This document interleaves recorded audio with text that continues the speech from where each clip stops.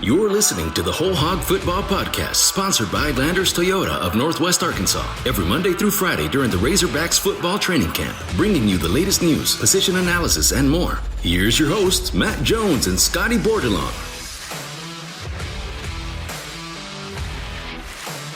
The Arkansas football team began its preparation for Cincinnati today, single digits now until the season opener. The Razorbacks just 9 days away from playing Cincinnati at Razorback Stadium on September 3rd. Matt Jones with Andrew Joseph of WholeHogSports.com.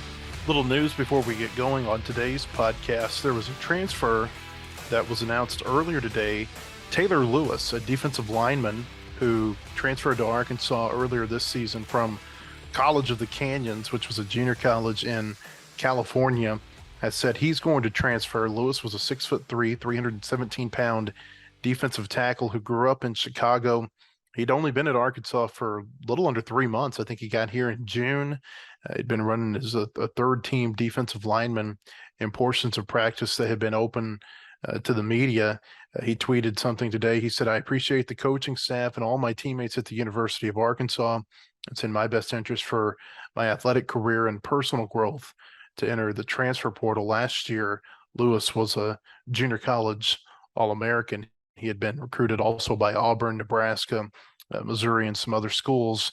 Andrew, I don't know how big of a loss this is for Arkansas because, you know, he really hadn't made a move to really earn a lot of playing time. But when you think about, you know, what they're looking at depth-wise at the interior of the defensive line with Torian Carter being out, Marcus Miller, you know, undergoing the knee scope this year or earlier this month, and that's kept him out of a lot of preseason practice. You get a little queasy, I guess, when you've got losses on the interior just because there's not a lot of depth there to begin with. Yeah, I don't think his departure will be much of a factor this season just because when Torian Carter went down, and Cam Ball was out of camp for a few days, and they're practically begging for bodies on that interior D line, and he still was playing largely with the third string, and I think he was more of a depth guy, and I think this is just a case of him not liking his position on that depth chart. But one thing that kind of intrigues me about this is that Sam Pittman's staff hasn't missed on many transfers to this point, but I think last year they had a JUCO defensive lineman also who transferred in, was a top JUCO defensive lineman, and I don't think he played much, if at all, last year. Yeah, Jalen Williams, who came in from East Mississippi Community College. You know, I always think the junior college players are a little bit harder to project how they're going to fit into your program, you know, because a lot of them, they haven't been in that Division I type program. And as we all know from watching, you know, Last Chance U, there's a really big difference between an SEC program and some of these junior college programs that these players are coming from. Yeah, and I think it makes it difficult for those junior college guys because you're already behind and you're older, so you want to play right away. And if you're not playing right away, that's more of a cause for concern. And so I would assume that he's going to go look for somewhere that he can contribute sooner rather than later. You know, I mean, sometimes you just get into a situation that you didn't know it was going to be the right fit for you. Now, I'm not saying that's what happened with him, but you know, given the timing of when he came in and the timing of when he left, that's kind of the feeling I get. Sam Pittman, when he was speaking at the Hogs Illustrated Sports Club on Wednesday, he mentioned that he had a player come in a couple of days earlier and say that he wanted to transfer. He said it's unfortunate.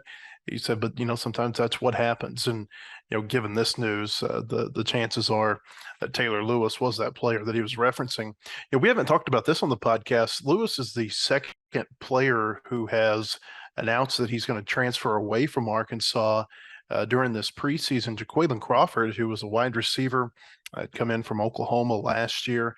He says he's also going to transfer. Crawford had been dealing with an injury this year. I think he had a broken leg during the spring. Correct me if I'm wrong, Andrew, but I think that's what the injury was. Had minimal playing time a year ago. I think he had some catches in the Georgia Southern and UAPB games. But, you know, he's just a player that kind of similar to Lewis, although, you know, Crawford was on the team for longer, just couldn't really climb up the depth chart to a point that you felt like he was going to be playing a whole lot. And, you know, I almost feel like maybe he was passed by some of these receivers who came in this year. And Isaiah Satania is one who comes to mind, who probably has taken a higher position on the depth chart at one of those slot receiver positions where you might have otherwise seen Crawford. Yeah, you're right about the leg injury, and I think he was a guy that came with a decent fanfare, and people had some expectations for him being a former four-star receiver that went to OU. But I don't think he ever looked really the same speed and agility wise after that leg injury, and obviously that's hard to come back from when your speed is derived from your legs. And I think what's interesting about these two transfers is the timing of them, just because it seems almost too little too late to go join another program and try to catch on when you're already this far behind. Yeah, certainly. I think that's the way, at least if you're looking at FBS programs. I don't know what the timing is in terms of being able to get onto a roster in FCS, Division II, Division III. You've got NAI, you've got junior college football. There's a lot of different levels, where they might end up at. You got some schools that are like Arkansas. You got a lot of schools like Arkansas that go by semesters. You've got some schools out there that go by trimesters, where their classes don't begin for another 2-3 weeks. And so I think that it's unlikely that they end up somewhere, but I don't know that I would say it's totally a foregone conclusion that they won't be playing somewhere this year. This is going to be a little bit shorter Whole Hog Football podcast today. We want to remind you that the Whole Hog Football Podcast is brought to you by Landers Toyota of Northwest Arkansas, where you always get the best service and the best buying experience in the state. For all your automotive needs, shop Landers Toyota NWA in Rogers, where we guarantee you the best buying experience and best service after the sale in Arkansas. Landers Toyota NWA in Rogers. WholeHogSports.com has the largest, most experienced staff of reporters covering sports in Arkansas. Football, basketball, baseball, recruiting, and more. You'll find it at WholeHogSports.com. The website includes up-to-minute news, daily commentaries, and award-winning photography from the staffs of Hogs Illustrated and the Democrat Gazette. For subscriptions, call 1-800-757-6277. That's 1-800-757-6277. Or visit us online today. WholeHogSports.com. Want more coverage of your home team? Download the Whole Hog Sports Video on Demand app. Check out the Fan Zone and get up-to-the-minute videos, podcasts, and features on football, basketball, baseball, recruiting, and more. Search for Whole Hog Sports on Apple TV, Roku, and Amazon Fire at home. And take it with you on the go by downloading it for your mobile device in your app store. The Whole Hog Sports Video on Demand app. Get it today. Welcome back to the Whole Hog Football Podcast.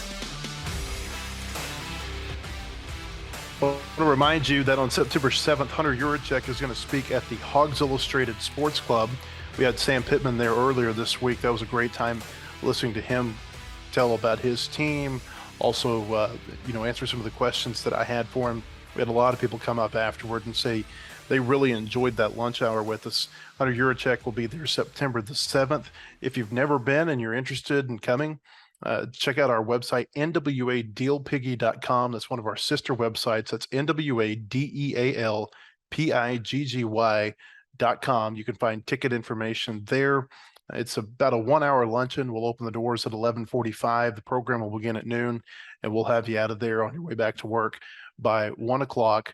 Our Hogs Illustrated Sports Clubs are at the Hilton Garden Inn off of Weddington Drive in Fayetteville. On Wednesday, Sam Pittman also had the premiere of his weekly radio show, Sam Pittman Live, out at the Catfish Hole. He spent a lot of time on Weddington yesterday, Andrew, at the Hilton Garden Inn with us at the Catfish Hole right down the street. Always an informative deal with those coaches shows. And we wanted to play you some highlights from what Sam Pittman had to say last night. You'll hear Sam Pittman's voice. You'll also hear Chuck Barrett, the voice of the Razorbacks, asking him some questions. This is some audio from Sam Pittman Live, courtesy of the Razorback Sports Network from Learfield. We have a lot of really good players on our team. They're playing extremely hard. That's what we wanted, to be honest with you, when we came into Arkansas. Is we wanted the folks, the fans, to be able to go to the games, excitement in the games, and leave feeling good about the Hogs. And And we're getting there. We're not there yet, but we're certainly headed in the right direction. You've talked a lot about, and you did when you got here, about restoring belief, restoring the identity. That seems to have happened. Is that a continual process? Is that something you say, all right, we've done that, now we got to take the next step? How do you work that? Well, it's working. So I think we just continue to do what we've been doing, and continue to work hard in the weight room, and the expectations of our program, and all our kids, they know, and they're a perfect example of it, but they know what we expect, and to be honest with you, they expect it, and that's probably more powerful than it coming from us. They police their own. It does start with the quarterback, obviously, with KJ, and there's been a lot of discussion clearly about him, but it seems as though when you watch the way he carries himself that his teammates follow him, and he's the guy that they want to emulate, and he's the guy that they look to be their leader. Well, I think that's on the offensive and the defensive side of the ball. I mean, I think our defense, they want to beat him, during practice and all that type of thing. But they know he's our guy, and they know he's going to be the difference in some games. And so there's a lot of respect. Now, you just don't walk out there and everybody, well, he's a starting quarterback, and the whole entire team respects you. That you have to earn that, and he certainly has by the way he works, by the way he acts. He's not a big ego guy. He's just him. And he's going to do, if we're running whatever we're doing in the weight room, he's in the forefront, he's doing it. And I think that's how you earn respect to your teammates. And then if you're a good player, it becomes easier at that point. Does he look a little different? I mean, has he lost some weight, kind of reformed his upper body? Yeah, he looks good. I punched him in the gut the other day, and he said, "Don't hurt your hands," I said, "Who you think you are, Fabio or something?" And he had no clue who I was talking about. But let me say this: I saw a lot of smiles of these ladies right here. Yeah. They know who he was. Yeah. So after the practice, I sent him a picture. I said, "This is Fabio. You look nothing like him." Andrew, do you know who Fabio is? I've heard the name. I don't know if I'd be able. I know a picture in my head is like a good-looking dude with long hair. Yep, that's it. But Blonde I don't hair. know exactly. Like if you showed me a picture of him, I wouldn't be able to look at it and tell you who that is. But I've got an idea. Usually got like a wax chest with his shirt off or open or something like that. Was made a lot of ladies swoon in the 90s. I remember him from the "I Can't Believe It's Not Butter" commercials. That was my only introduction to Fabio in the 1990s. So I don't know, but that's what always comes to mind whenever I think of that. Kind of a funny story listening to Sam Pittman talk about his interaction with KJ Jefferson and mentioning his name. One of the really informative things that I think came out of what Sam Pittman had to say at the Catfish Hole last night was that yes, there are some offensive linemen that are, as he said, beat up, some injuries in the offensive line. But he said that he thinks they're all going to be back by the Cincinnati game, that everybody that, whether it be, and he didn't name any names, but of course, Ricky Stromberg's been dealing with an elbow injury. He has been practicing through it. Brady Latham has missed some practice time. You've got Marcus Henderson, who's been going through drills in a no-contact jersey. Devin Manuel's been out. Josh Street's been out. But all of these players who have been out, he said that he doesn't think any of the offensive linemen will be out for the Cincinnati game. And he said that he thinks by Monday of next week, they'll pretty much be full go on the offensive line. Yeah, and that unit is going to need to be a strength for them because they've got so much experience and have played so much ball for them. And the one maybe concerning aspect with the injuries regarding the offensive line would be the center spot. If Stromberg is a little more hurt than they're letting on, or if Marcus Henderson isn't able to play, if Stromberg's out because he's also injured, then it gets a little murky behind those two, because at the practices we've seen, the guys filling in, I think, were Josh Street, Patrick Kudas, and they had some trouble snapping the ball. And I think Sam Pittman's mentioned that he thinks the center is probably the most important position on that offensive line. And so I think you've got to have a confidence in your guy at that spot. It wouldn't surprise me if Stromberg is injured if Bo Limmer is their center, to see him slide over there from the right guard position, and then you start kind of playing musical chairs in order to replace him. Probably you would see Jaquelin Crawford go in at right guard. And just to be clear, just to clear up any confusion that there may have been yesterday, what's happening right now is that with Brady Latham out, Bo Limber is sliding over to that left guard position, and Jaquelin Crawford has been playing on the right side. We've heard Sam Pittman say, Andrew, that he really likes Jaquelin Crawford on the right side, and sometimes that has to do with talking about dominant hands and things of that nature. But either at right tackle or right guard, that seems to be where they like Crawford, as opposed to maybe playing him at tackle on the right and left side. They like to see him on the right side, whether it be at guard or tackle. Yeah, I think coming into the season, there was a question that maybe he could contend with Luke Jones for that spot at left tackle. And so I think it surprised a lot of people when they kind of stuck him at that right side of the line and behind Dalton Wagner.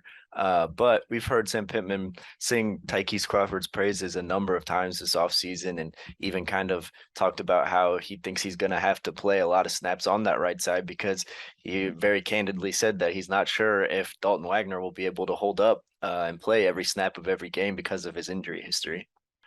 One of the comments that Pittman had out of the catfish hole that I thought was really interesting, it was the one that really just jumped off the page at me when I went back through and listened to the audio and typed out some of these quotes. This was a quote on a question from Chuck Barrett to Pittman. Pittman responded, he said, "There's not really what I would call a weakness out there," talking about his team in the preseason. He said, "Some teams do, and they have to hide them. We really don't have to hide right now." I thought that was a pretty bold statement for a coach in the preseason. Yeah, I would agree. But then when you look through the roster and up and down, position by position, I was trying to think of where that weakness might be. And I guess if I had to pick a weakness on this team, I would go with the D-line. But it's not even so much of a weakness as it is just a question mark, because I have to think they have so many unknowns there, and maybe the depth. But I really do think he has a point when he says that they don't have much of a glaring hole to fill. He did mention on his radio show that he's been really impressed with what Cam Ball has done at defensive tackle here of late. And he said of the defensive line that they really feel good about 4 defensive tackles and 4 defensive ends. And then after he said that, he said, and then you've got Dorian Gerald, who's really been coming along. Of course, Gerald, a really highly recruited player out of junior college a few years ago, has dealt with a lot of injuries, including a broken leg last year that basically kept him out of practice past September, didn't go through spring practice. And so there's been a reacclimation process there for him. But of Dorian Gerald, Pittman just said that he's making plays. I think he said he's splashing right now in practice. And so that was something that he's been really impressed with, and I think really excited by. Pittman and Chuck Barrett went through basically position by position last night on the radio show. They talked about running backs. He basically said they're kind of slowly bringing back Dominic Johnson. We've mentioned him, that he's just kind of returned here recently to practice, wearing a no contact jersey, going through some individual drills. The chances of him playing in the first 2 games, I think, are really slim. Pittman has said previously that he doesn't think that they would have Johnson by the Cincinnati game or the South Carolina game. And then I think it's up in the air past that on when he will return. They're going to go probably with a 3-back look in the first game against Cincinnati. You've got Rocket Sanders, AJ Green, and then the freshman Rashad Dubinion. Pittman said of them, quote, "They all have a little bit different game to them. With Rocket, it's more of a speed guy, power guy. Dubinion can try to make you miss in a phone booth, and he's got that kind of ability to him.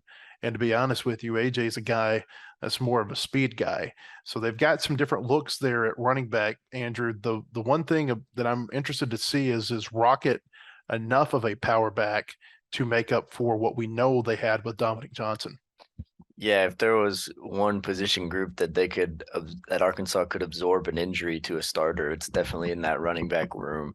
They're stocked with talent back there, and I think from what we've seen in the offseason, Rocket should have no problem living up to that power back role. We've talked about it numerous times. He's jacked. We've seen him hold his own in pass protection drills and rock some linebackers. I mean, he's basically built like a linebacker who's a running back, but I think he'll be able to fill that role just fine. One of the other comments that I thought Pittman made that stood out to me was that it sounds like he really likes what he's got in the secondary. And, that's been an area that's been hit or miss a little bit in the past, even at times since Pittman has come in as the coach. But, they've got Jaquelin back. I think that's a huge deal for them, having him back at the back end of the secondary. And then I think they like what they've got in their cornerbacks and their nickelbacks. Pittman said Miles Slusher's having a really good camp, and he named off several cornerbacks who sounded like they had impressed him. Of course, we've heard them talk about Hudson Clark. They think that Hudson Clark's probably had the best camp of any cornerback there is. But Pittman said that he likes to play of Ladarius Bishop. He likes to play of Malik Chavis. He likes to play of Dwight McGlothern, the transfer who's come in from LSU. He said the Razorbacks are deeper at cornerback than they have been before. And this was a quote. He said, quote, "I do like our corners a lot better. I think we're able to do some more." Yeah, I can't remember if it was after the first or second scrimmage, but I think he was talking about that secondary group, and he said that they're better at that cornerback spot than they have ever been in his tenure. And it's largely with the same guys that they've had in that secondary for a couple years now. And Hudson Clark, Ladarius Bishop, and Malik Chavis have all been in that room. They're not newcomers. But then you add on the newcomers like McGlothern, who has stood out in practice and in the off-season camp. And I think there's potential for a lot of improvement there, when maybe that was maybe not a weakness, but not a strong suit of that defense last year. Pittman said he's been impressed with the defense in preseason camp. Trey Knox, the tight end, he was also at the Catfish Hole for Sam Pittman Live, and he kind of he basically said the defense can, quote, diagnose a play before we even run it. And he kind of went through how he's sitting there and you hear the defense saying, "Oh, this is coming. Oh, wait, he's motioning. Now this is coming." And he says, "All right, okay, we know, we get it. You know what play is coming here." But he said, they run to the ball. They're very cerebral. He said they're aggressive. They play the game the right way. And Pittman said, the right way is getting all 11 to run to the ball, and that's what they've seen on film. Yeah, I think the hallmark of Sam Pittman teams this far have been all about effort and belief, even when they were underdogs in every single game in that all SEC season, and for the most part last year as well. And just believing that they can win, and that effort that they have was infectious. And guys like Grant Morgan and Hayden Henry kind of led that charge. And now I think they've passed that on to Bumper Poole, who Sam Pittman said was the voice of the defense, is the voice of the defense this season. Going back to those sixth-year seniors that are taking that extra year, like Bumper Poole, I think that the COVID season was just awful for so many reasons, but it has afforded some flexibility for the Razorbacks roster, and I think they've really benefited from it. It reminds me a lot of the Houston Nutcoach teams.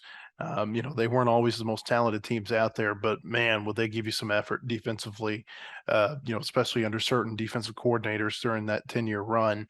You would see them just swarm to the football, and I think that's what you have seen for this defense coached by Barry Odom in the 2 years going into the third year now under Sam Pittman. Finally, they talked about special teams. They kind of joked they talked about special teams during a segment that really they only had about a minute and a half to get to it. And Chuck Barrett admitted, he said, sometimes special teams, they get forgotten, but like we've talked about here on this podcast, they don't really get forgotten in Pittman's program. I mean, you've got a long snapper and Eli Stein on scholarship, and Max Fletcher, the punter, is on scholarship. Cam Little, the kicker, is on scholarship. You would be hard pressed to find very many Power 5 programs that have 3 specialized positions like that, with players that are on scholarship. And not only are they on scholarship, but they were recruited on scholarship. A lot of times you might get a punter who comes in as a walk-on and he'll earn a scholarship at some point during his career. They actually recruited these players with a scholarship. And in some instances where they didn't have the full allotment of scholarships because of all the the COVID seniors that they've been bringing back. But he talked about special teams. He said that they had a meeting recently where, they were just discussing different players' value to the team. And he said whenever the discussion moved to Cam Little and his value to the team, he said that's when he saw the most heads nod. And he said Cam Little's value to the team is, he didn't say invaluable, but that's basically what he was talking about. Basically it's that he said Cam Little makes the offense better, especially in a 2-minute drill. He said, because if Cam Little can get the ball to the 30, or if the offense can get to the ball to the 35-yard line, they've got high confidence that Little can make a field goal from that point. He said that the confidence in Little is just really, really high among the team. Yeah, I think Arkansas has placed a premium on special teams under Sam Pittman, and I think it's really smart to do so because they're getting the best specialists with those scholarships, because you're not going to get the best if you don't offer them a free ride, because someone else will. And I think you see that with Cam Little, that they gave him a scholarship as one of the top ranked kickers out of high school, and he's come in and won some games for him as a freshman and continues to be an integral part of the team. And I think that's the special teams portion of the game of football as a whole gets overlooked a little bit, but at the end of every drive, you're either going to punt, you're going to kick an extra point, or you're going to kick a field goal. And so at some point you have to have these special teamers come in for your team. And I think Arkansas is in a good position with theirs. And we'll see what happens with the punting situation. It's a battle right now between Reed Bauer and Max Fletcher, but I think both of them are going to end up punting in some different situations this year. What they really like from Fletcher, and Pittman reiterated this on his coaches or on his radio show last night, was that he's really punting the ball. Pittman's comment was he's kicking it back to Australia, really kicking the heck out of it right now. And kind of an interesting deal with Fletcher is that his older brother, I believe his name's Mason, is a starting punter at Cincinnati, who's also a really good punter. And so you could potentially have these punters or these brothers punting against each other in that season opener. And I believe I've heard that their parents are actually going to make the flight over from Australia to watch this game. I can see the sidebars already if Fletcher wins the job and he's punting with his brother in that same game. And I think, granted, I haven't paid attention to the punting battle at practice very closely, but I think they have two good punters, solid punters that they feel confident in. And I would believe, based on just his brother's ability, that Max, the younger brother, has probably got some solid potential as well. Sam Pittman's going to speak with the media again following Thursday's practice, and we'll have more from that conversation later tonight at wholehogsports.com. Every time we get a chance to talk with Sam Pittman, it seems like we learn a lot about the team, a lot of new things that maybe we didn't know going into that press conference or whatever the availability might be. It seems like every time he talks, he's very insightful, and that's something that I've always appreciated about him, going back about 9 years to when I first interviewed him as an offensive line coach. Hope you'll visit us at wholehogsports.com. Be back with another podcast tomorrow. For Andrew Joseph, I'm Matt Jones. This is the Whole Hog Football Podcast. The proceeding has been a production of wholehogsports.com. Look for our latest podcasts on Apple, Spotify, or your favorite podcast store. And visit us anytime at wholehogsports.com for the latest news and commentary.